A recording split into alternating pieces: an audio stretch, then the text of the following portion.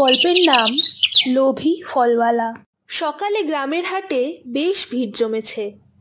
পাকা আম, কলা, লিচু, হাটের কোনায় একটা দোকানে রকমারি রসালো ফল সাজানো। আর সেই দোকানের মালিক এক লোভী ফলওয়ালা, নাম তার লালচাঁদ। এই যে রসে টইটম্বুর আম, একটা খেলেই হাজার রোগ দূর, না কিনলে ভুল করবেন।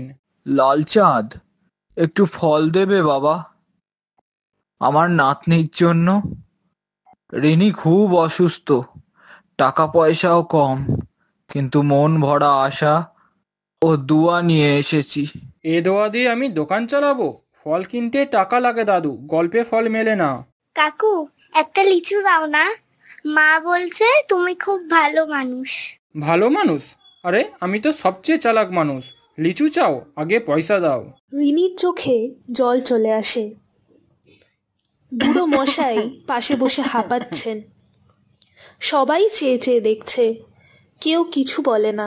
এই নাও লালচাঁদ, একটা ধাঁধা দিচ্ছি, যদি পারো দোকানের সব ফল তোমারই থাকবে, আর যদি না পারো তাহলে তোমায় এক ঝুড়ি ফল রিনিকে দিতে হবে।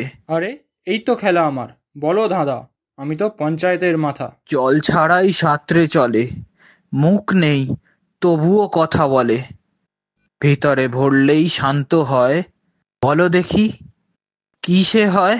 এটা আবার কি ধাঁধা?